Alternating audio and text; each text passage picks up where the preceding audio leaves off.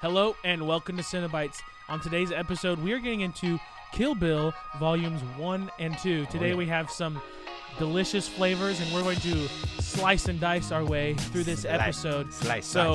Feast your eyes.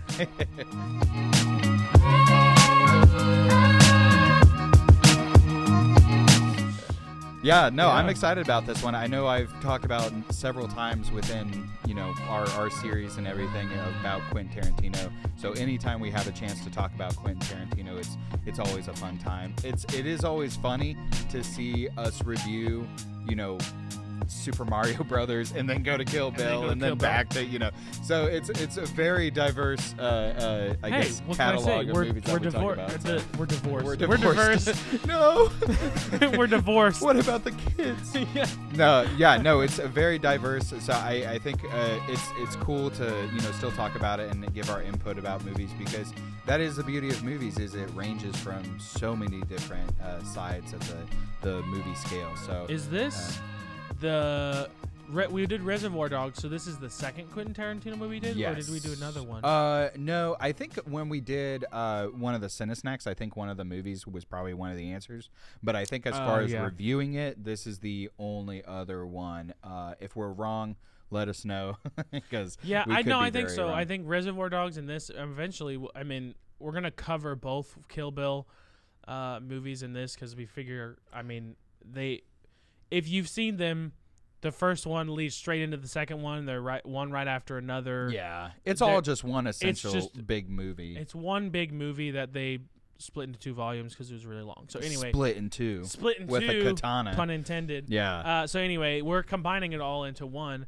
But we should get into the food. Yeah, absolutely. I'm excited to eat today. I am very excited about this. And also, happy anniversary to Kill Bill, because Volume 2, it's 20-year anniversary. Kill Bill Volume 1 came out in 2003. Kill Bill 2 came out in 2004. So we are celebrating over 20 years of its release, which blows my mind. But I remember it when it first came out, and it's just been a classic. I don't remember when it first came out. Well, yeah, you were because I would have been 3 when the first one came out. Yeah, so I remember it. It was great. But yeah, we are going to get into it because it's actually one of mine and Adam's favorite foods.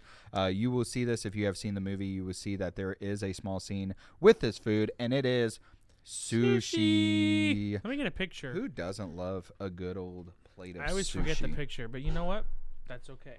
Yeah, sushi has been a love of my life. But when I met my other love of my life, my wife, she doesn't like it. So whenever I can eat it, it has to either be with Adam or sadly by myself alone. It's kind of sad. Which not that sad, because I have a smile when I do it. So anyway, we've got chopsticks here. So, and if you remember in the movie, there's a part where Uma Thurman's character, the bride, goes to get a sword specifically designed for her so that she can go on her killing spree and, seek revenge.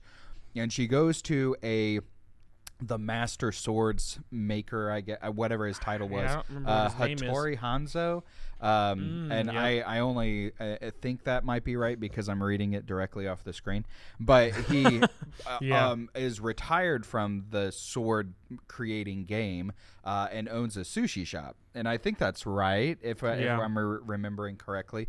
But whether it's there or somewhere else in the movie, we know that she eats some sushi, and we have a variety of sushis here. Would you say what's your favorite kind of sushi? Like, are you straight up like sushimi, tempura? Do you not really have a preference? I don't necessarily have a preference.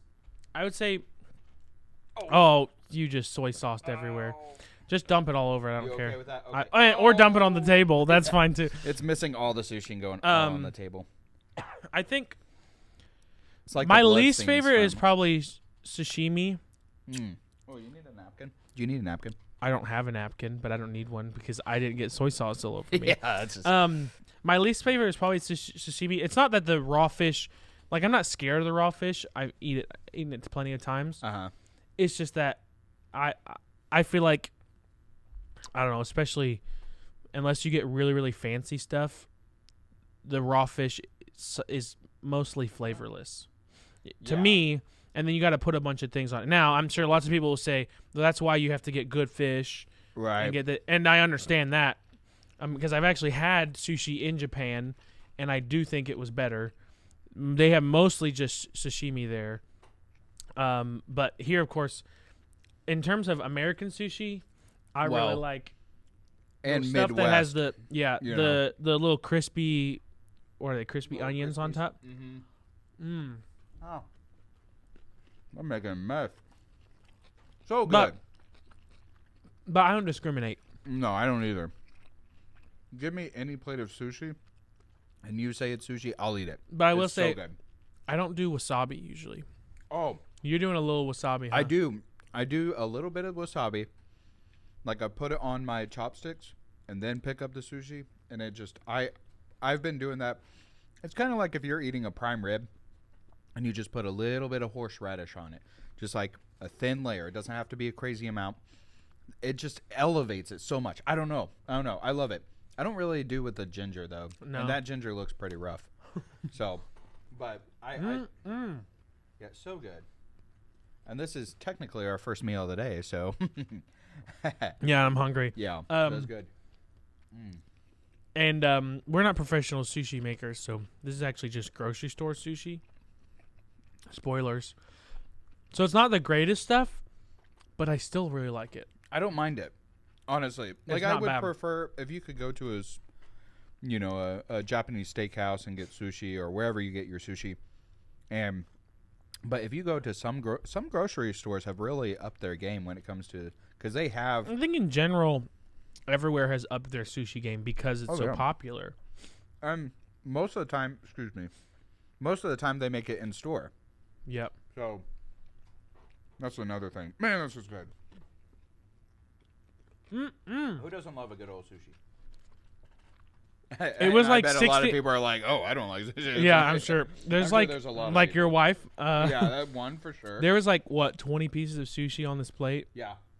We will eat every single one. Mm-hmm. That is not even a question. No. There was someone. You know how on Instagram you'll see people. I'm gonna do a little wasabi. I'm gonna do it. Do it. Went on the pod. Yeah, went on the pod. Is that a good amount? Wasabi. Yeah, you just need a little bit. But you know how on Instagram, or really wherever you're watching these videos, they'll say, tag a friend who you think you can complete this food challenge with, or whatever. Someone did a sushi one, and it was, I don't know how many, maybe 50 rolls. And I sent it to you, didn't I? Or one or the other. I know one of us sent to it. And we send each other those food challenge videos. Yeah, and we were both just like, this is easy. Easily. I think I don't know if I sent you one. I don't know if it was a sushi one or a different one. We could have sent like the same and one. I sent it to I sent it to you and just said, I'm not sending this to you to say that I would need you. I'm just telling you that I don't need you. I can eat this whole plate by myself. We usually volley those videos back and forth. So this is tuna. That one's tuna. That's no, yeah. Oh. One's tuna, one's salmon. I'm a little chopstick challenged. That's okay. I'm not bad, but there we go. Yeah, it's. This has got cucumber, crab, and then tuna on top. I assume imitation crab. Most of it's always imitation crab at this point in our lives. Still really good, man. Honestly, the rest of this pod we could talk about sushi and be okay with it. We'll just eat sushi, but we'll get into the movie. So, if you haven't seen the movie, and green tea. Oh, and sorry, green tea. I don't know if they drink anything in the movie, but they I thought she had like in one part maybe drinking sake or something. Yeah. Because they go to one of the greatest fight scenes, or just any action scene that you have ever seen in a movie when it comes to choreography. Kill Bill has one of the best fight scenes I've ever seen in a movie. So are you talking about, let me guess which one you're talking about. Because there's lots of fight scenes. Oh, yeah. I assume you're talking in the first movie. Is it the big scene when they're in the wherever? You know what I'm talking about? In Japan? That was a restaurant, yeah. It's where everyone is? Yes. Where she's fighting like 1 million people? Yeah, she fought... it's so and cool. I can't think of the group that... because it's like a Yakuza-like group of people. She fights them. She fights that teenager. What was her name? Gogo. I don't remember. I don't remember the names of the characters in this movie because I honestly feel like the names of the characters are very not important. I mean, literally, the main character. That long in this movie. Yeah, the name of the main character is the bride. You never figure out her name. Right.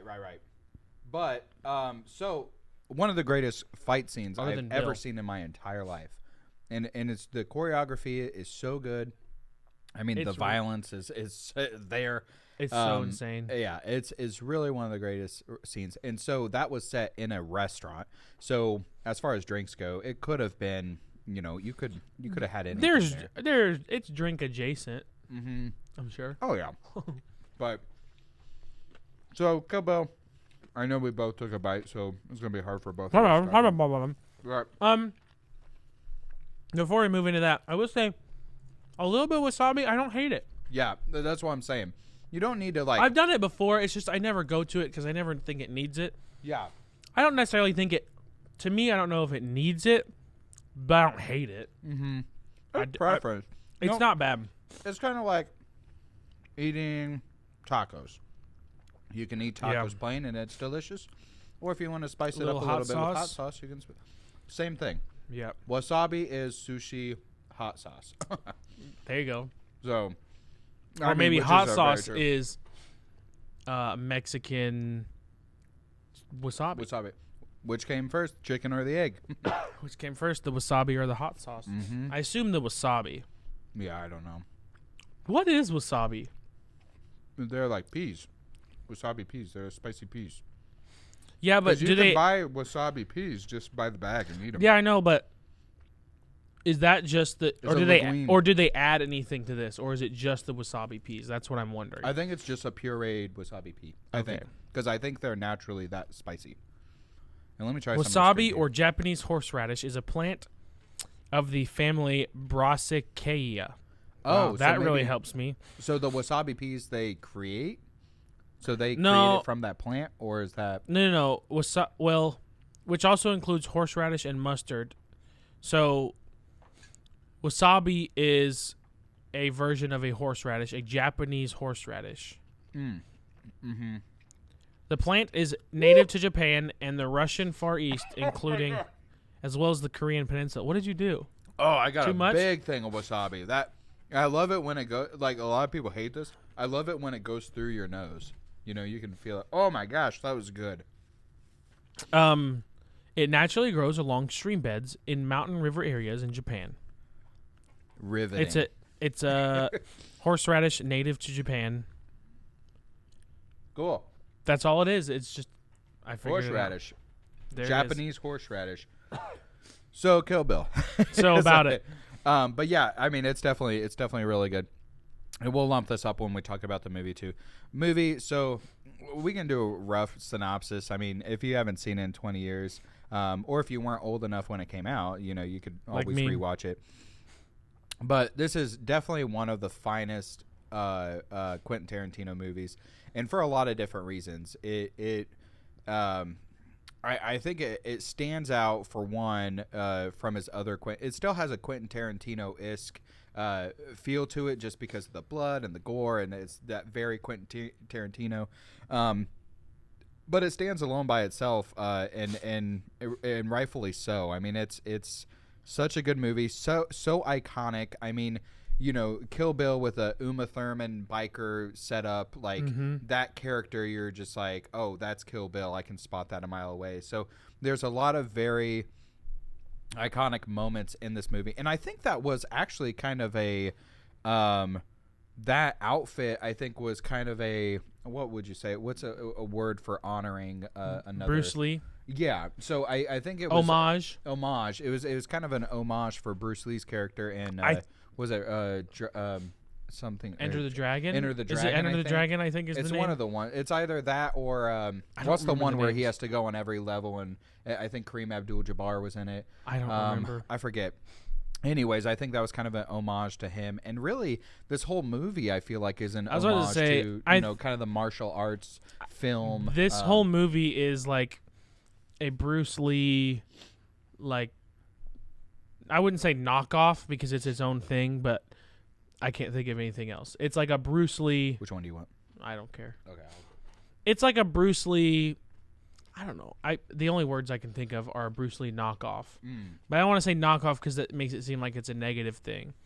But I think it's a like I don't know. I don't know what I'm trying to say. Yeah. Other than that, it's very much a fighting movie. Lots of homages to it, but with lots of weird. This is a very weird movie. Oh yeah, it's like that's just the nature of Quentin Tarantino movies, I Right. think. But I think in terms of just like random stuff that happens, like this is one of the most random yeah, Quentin Tarantino movies. Just like the weird ways people are killed, like the outrageous ways that people are killed, the outrageous things and settings. So you go from like the movie starts like in the Old West, yeah, and then by the end of the movie you're in like Japan, right, and then most of the movie turns into like this Japanese thing, right. but it started off in America in like Arizona or something, Yeah, and then in the second movie you're back into the guy's trailer back in America. yeah, There's the lady's suburban home. It's just like it jumps, the settings jump back and forth, and then you're back in Japan. It's Yeah. like she definitely traveled a lot. she travels a lot, and the settings are just so different. And I think that also what makes it memorable because it's not one note at all. You go from Western scene to like hospital Yeah, to like white picket fence suburban home, yeah, to Japan. Yeah. And then the second movie it's like go back to like the go trailer. back to the trailer in the middle of a desert, Right. and then you're back in Japan at one point, and then Yeah. you're in like Bill's fancy mansion. It's Yeah. all over the place, Yeah, and then the different things that we talked about it before a little bit, like the one random anime scene that's Yes. thrown into the middle of it. which I thought I love that part. It's I love very, that they very threw it cool in. and very well done. Yeah, But it's the only instance of any like that in the movie. It's just like a backstory Right. of the one Japanese girl that the bride goes and fights in Japan. exactly. Yeah, And so anyway, it's just like this movie's just all over the place. But I think that's what also makes it memorable, because looking back at the movie, there's so many memorable scenes, so many memorable deaths, Yeah. so many memorable fights. oh yeah, When I feel like in a movie like this where when there's a lot of fighting, because I've seen a lot of fighting movies. There's like your John Wicks. Yeah. There's the one more recent one called Nobody with Bob Odenkirk. yeah, That movie is very good, but I don't remember. It has lots of cool fighting, but I don't remember any of the deaths or remember any of the cool fights. But Yeah. this movie, the It's fights iconic. stick with you. Yeah, absolutely. And the movie, going back to the Bruce Lee thing, it was Game of Death, where that was what it was inspired for the outfit for Uma Thurman's character. But no, I agree. I think there is so much about this movie that you would put it in the category of just an iconic.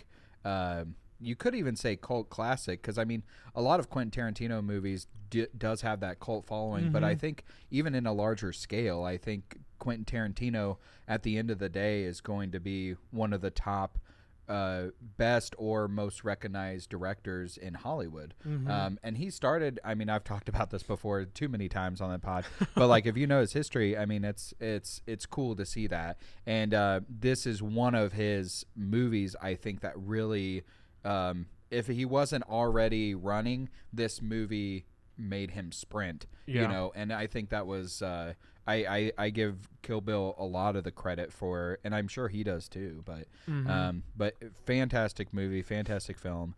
We can kind of, it's to me, this type of movie is just a movie for the sake of being something good and being something that is Quentin Tarantino's vision.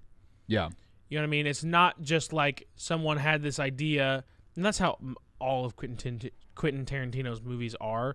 They're all just like his kind of twisted up brain. right. And so, but this movie in particular, I feel like a lot of movies mainstream movies that you see, even if it's a very good movie, I don't know. More recently, it feels like even movies that are a little bit more edgy or whatever, that are backed by these big movie corporations or whatever, they seem to have this corporate screen. You know what I mean? Right. Like, I don't know if a movie nowadays would have the outrageous weirdness that this one does. Sure. Because it's like, this movie is weird to the point where it's just kind of just funny. Yeah. Like, it's equally like kind of a scary movie, not scary, but like a thriller movie, a fighting movie, but also like just kind of funny and how ridiculous it is. There's definitely a lot of comedic elements, and I think it is because of how so over dramatized things are. As far as like the death scenes, when plucking the one girl's eye out in the second movie, and then scalping the Japanese girl. I think that's who it was. One she slices just the top of her head where you see her brain. Lucy Liu's character, And then I think, and then the master that she went to go train with to get, I feel like he was such an animated character too. Yeah, it's like he was serious, but like you couldn't take him serious just because of how but so I definitely agree with that. I think there were a lot of comedic elements, but I think that's a lot of Quentin Tarantino too. You can't have for sure. a Quentin Tarantino film without something where you're just kind of like, that's ridiculous. Yeah, and then the one scene that's kind of funny with when they're at this suburban home, and she goes to meets I don't know, it's the one I guess her name is Vernita Green. Anyway, one of the girls that not Kill Bill, the bride goes to kill, and the lady's daughter gets home from school because they see the bus pulling up, right? And they pause their fighting as the daughter walks in. She like puts the knife or whatever she has behind her back and like, "Hi, baby. Well, go to your room." And then they go back to like fighting each other. Yeah. And then they end up. No, I don't think they go right back. That's to right. It. They actually just start having a conversation. Yeah, and then. Then what was it? Vivica Fox, Vivica J. Fox. What is it? Vivica A. Fox is the actress's name. Yeah, and she ended up trying to be sneaky. She was trying to be sneaky and tried to do like a sneak attack on the bride, and the bride went right back at and threw a knife at her. I think like pinned her on the wall with the knife, and then turned around and the daughter was there watching. Yeah, so the daughter saw it anyway. So she saw it anyway. It didn't really matter, but like things like that, it's like equally funny, but then also like sad and disturbing that this little girl just saw her mom get pinned to the wall with a knife. Right. But then it's just also the scene before is funny that they're pausing, they're fighting so that the daughter didn't see it. And they're covered in blood, and the house is the house is a wreck. They're covered in blood, and it's like, who are you fooling? Yeah. Anyway. Yeah. But so let's rate this real quick, and then we can get into Cinesnacks. So this is actually going to be very high for me. I'm already going to say. So we in case you don't remember, because I'm also trying to remember, we are doing a rating of the movie, I guess movies in this case, and the food combined, what we would rate this entire thing. Yes. So I can go ahead and say mine. I think you're right. I think it is going to be very high for me. I wonder if it's going to be the same for us, but I'm gonna wait until you write it down. You know what? I'm gonna bring it down just a touch. That way, there's no cheating. I just need to bring it down just a touch. Okay. So mine is. You want to do 3, 2, 1? Sure. 3, 2, 1. 9, 4. 8, 9. Yeah. I almost did 9 even, but I decided I'd bring it down. Yeah, sushi is probably one of my favorite foods, so that's already pretty close. It's up to there a for 10. me. It's up there for me too. And as far as Kill Bill goes, I mean, Kill Bill is up there as far as one of my favorite Quentin Tarantino movies. So the best of both classic. worlds. So that's why 9-4. I mean, it's so good. If you want to plate a sushi while eating Kill Bill, you're gonna have a great time. That is a great time. It's so good. But so that's our rating, and what we can do now is get into the average Cinesnacks. be. 9.2. I don't know. Ish. There's a point. There's another 9.25. I think. 9.1. I don't know. Anyways, I don't care. so but yeah, we'll do that. We did kind of want to talk about or touch into some of the foot fetish. Yeah, the foot scenes. I just want to bring it up. we don't have to get into like that whole thing because I feel like that's opening up a huge can of worms. But I think the funny part is when the Elle King, I think is the character's name, where she just opens up the trailer and you just see these random black feet just flying in the air until they hit her. Because she had just been like buried alive, so the bride's all dirty, but then comes back and fights. Yeah, there's a deep theory of, and it's really not even that much of a theory I feel like at this point. Yeah, that Quentin Tarantino has a thing for feet. He's still hush about it, even when people. He won't say it, but you watch.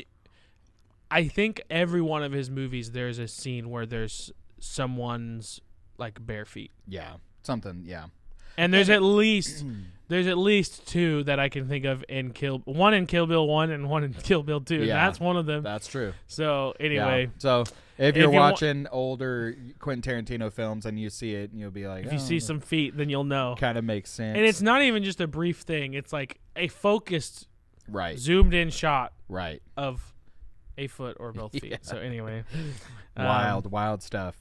So we'll get straight into CineBites. You guys know the rules. Rules. I'm going to have a movie in mind, and Adam is going to try to guess. You get 3 clues, which I actually need to. Now I'm starting to think we might have done this. Done what? The movie I picked. Oh, well, don't tell me. You could tell me, but then you can't use it if we didn't. Let me still do it. Because I think there's because if we did it, then that just means better for me. True. Okay. All right. So I'll go ahead and do it because if I didn't, then yeah, it's fine. Okay. Whatever. So that just means I'll get it right. So hopefully. Yeah. So do you have a timer on? I've got a timer. Okay. All right. Are you ready? I'm ready. If you're. I guess ready. I'm the one asking questions. Yeah, I guess the question is if I'm ready. You have hints? You ready? I have hints. Oh, I don't think I'm ready. All right, here we go. 3, 2, 1, go. All right. Go. Is this movie 2000s? No. 2010s? Yes. Okay. Action movie? No. Is it like sci-fi? No. Drama? Yes. Is it like romantic drama? Yes. Oh, okay. There's no like thriller. Is a thriller any part of it? Like a thriller element? No, not really. So like a drama, romance. Okay. Dang it. Is it of a well-known director? No. That I would know at least. No. Ah, man, I'm so bad at this. I'm always bad at asking questions. Yeah. Does a movie have a significant? Does music have a significant role? I would say yeah. Ooh, shoot. And that'll make sense once I reveal what it is. And also with the director thing, he's made a lot of, I think, well-known movies, but I don't think he himself is super well. Like the name doesn't. If you don't think the name is well-known, then I probably don't know it. Dang. Is it a white male lead? It is. There we go. Hey. And there's a romantic interest. Yes, has a romantic interest. Okay, yes. I figured. Are there a lot of animals in the movie? No. So there's music. How much time do you have left? 30 seconds. Oh shoot. Does the movie have a circus in it? No. It's a random question. Very specific. Does it have to do with the ocean at all? Parts of it do. Oh, really? But parts, that throws me off. Yeah, exactly. I have 9 seconds. I'm panicking. Hint. Give me all my hints. Millionaire. Just give me all 3 of them. Millionaire, timepiece, suit. Okay, my time's up. Okay. I should have done the hints before. Well, I was going to remind you, but I was like, no, this is getting cutthroat. Okay, millionaire, timepiece. Mm-hmm. Do you remember all your other questions? Okay, so it's 2010s, white male lead, not as well-known director, romantic drama with a little bit of ocean involved. You got a little bit of ocean. And some music. Mm-hmm. There's a timepiece. Mm-hmm. Suit. That I feel like suit is just a wash in terms of a hint, because if he's a millionaire, then he's probably wearing a suit. Some point. I mean, think of the richest people in the world. See how they dress. I know, but in a movie though, how do you portray a millionaire and in a movie? In a timepiece, true. So maybe that helps actually.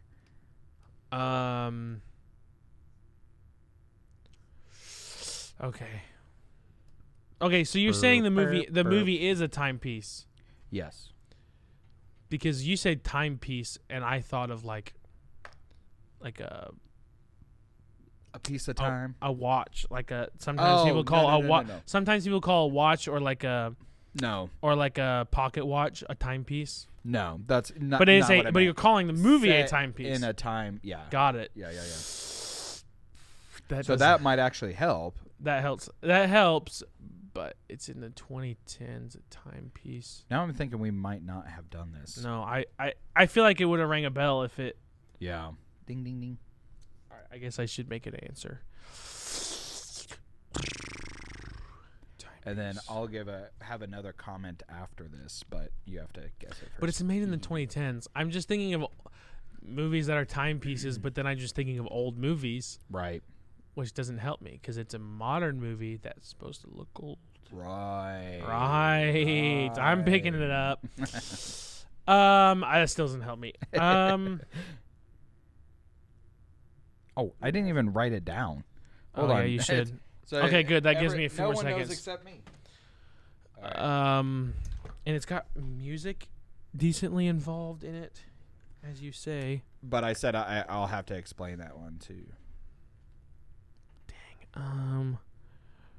Romantic movie. All right, so look the other way. I'm going to show everyone who's watching. That is what it is. And then I literally cannot think of anything. It's up to you. I know this is not it, and I haven't even seen this movie. But I don't know why this movie keeps popping up in my head, but I'm going to say it. Okay. My guess is In the Heights. There's lots of music in that movie. No, because that's a musical. That's an actual musical. I know, but that's what I'm saying. That's the only thing I can think. Yeah. No, it's The Great Gatsby. Oh. Yeah. So the I don't music, think I've actually seen that movie. Okay, it's really, really good. And actually, the fun fact is, it's one of my wife's favorite movies. It's really, really good. And the music of it is because it kind of has, like, it takes kind of the older style songs, but modernizes it, if it makes sense. Like, I think Jay-Z was one of the had involvement in the production of the soundtrack, if I'm not mistaken. Yeah, really, really good movie. Like I said, it's one of my wife's favorites, and it's just based off of the book, and the book's really good too. So yeah. I have not seen it. You gotta see it. I know of it, but I have not seen it. It's good. And it's got Leo. So here is your punishment. Oh, here we go. All right, so you got this piece of wood, and like in the movie, when chop my head off. No. And like in the movie, when the bride was buried alive, she had to, was it 5-inch punch or 1-inch punch? 1-inch punch. So you're gonna have to 1-inch punch this board, 10 times. Till my knuckles bleed. Yes. Okay. And I have to see blood. You have to see blood. Yep. Okay. There will be blood. There will be blood. All right. That's a good movie. So here we go. Maybe you can add music to this later in post or something. Or I could just do sound effects. Hoya! Hoya! All right, I'll do my own sound effects. Here we go. 10 times. 1. If I break this, wouldn't that be a moment? I'll give you $20. I don't think this is going to get broke. 3. It's hurting. 4. I'm not holding back either. 5. Ow! That's 6. 8. Ow! 2 more. 1 more. Oh, okay. Ow, that actually really hurt. That's kind of hurting me because I was like extending my arms, but. All right. So your knuckles feel nice and They're fiery. bleeding, I promise. Bleeding. They do look a little red. I can make them bleed more. You can make them bleed. Actually, I think you did peel back some skin. Well, no, that was already there, I think. Oh. And that was too. All right. But 10 more times. They're definitely red, I will say. It was good. Yeah. It wasn't good. It hurts. But I was actually hoping I'd break it. I knew there would be no way it would, though. Yeah. It's a So, big piece of anything wood. else you want to say about Kill Bill? Any of your thoughts for Volume 1 or 2? Well, we already mentioned the foot fetish. Yeah. That's it. That's it. That's the whole movie. That's all you got to know. But, no, it's really good. We really like it. If you guys have any sushi recommendations or, like, if you have a favorite, either chain or restaurant, let us know. And that way maybe we could look it up and go travel to that place if you have an outstanding sushi. Because we love sushi and we love, like, getting new sushi. We usually go to one restaurant in town, but there's They have a great deal. A great deal. 50% off 50% sushi. off. We go to this place. It's our local place. Some of you who listen may know of it. If you're local. But on the menu, permanently printed on the menu everywhere, it says all sushi 50% off. Yeah. So everything on the menu has a price listed, and then that price is crossed off, and then 50% off. Yeah, but the price of the discount is same as what you get so like a anywhere sushi else. roll would have been whatever. If it Let's say they it's charge $10 or Yeah. something, it would say the original price was $20, and they would $20 cross it off for an 8-piece sushi. Yeah. I'm sure there's some places that you would pay $20 for an Yeah. eight-piece sushi roll, but not at that kind of place. Yeah, But it's decent. But let and us a great know. deal, 50% off. I mean, you can't beat it. Can't beat that. 50% off. But let us know. Those are all really good. I have some things I'd like to digest. Ooh, if today we're that's going to okay. digest some things. So I know when we've started this with the new, I guess you could say season or new year, we start with movie recommendations, music recommendations. I don't know if we did food recommendations yet. I really can't remember. I think I might have. I think I recommended Thai tea. Thai tea. Okay. So drink I recommendation. think that was a drink. So I was on a trip for work here recently. I flew out to Nebraska. Look at you with your big boy job. Went out. I'm going on a work trip. Yeah, I mean it was. It was in Nebraska though. So. Yeah, I went to Nebraska. So it's in an area, a popular city for Nebraska, Sioux City. And Sioux City, if you don't know, fun fact, it covers 3 states. So it covers Iowa, Nebraska, and South Dakota. So I traveled to 3 states in one trip, even though they're 10 minutes between all of them. Apparently, there is a candy in Nebraska. If you ever get a chance to go to Nebraska, which I don't know why you would, unless it's where. I mean, honestly, unless your family lives there. And I will say, honestly, the people that you meet in the Midwest are some of the nicest people you'll ever meet, and they're down to earth. So if you do, you're going to have good hospitality. There's just not much to do. Yeah, not much to do. You're just hanging out with the people there. So right. But there's one thing that they introduced me to, and I've only heard it since this trip, is a candy called Twin Bings. Twin Bing? Yeah, Twin Bing. Twin Bing. Bing. B-I-N-G? Bing, bing, bing, bing, bing. Twin Bing. So Bing. Twin Bing, and it's like Twin a chocolate-covered cherry nougat in the middle. And it kind of has a crisp, or like the Crunch Bars, kind of has that crisp taste on the outside. And I actually really liked it, but I also like cherry chocolate Twin combinations. Bing. So if you get a chance to either go to Nebraska, because it's an exciting place. So exciting. Or order Twin Bing online. It's a good snack, at least to say that you tried it.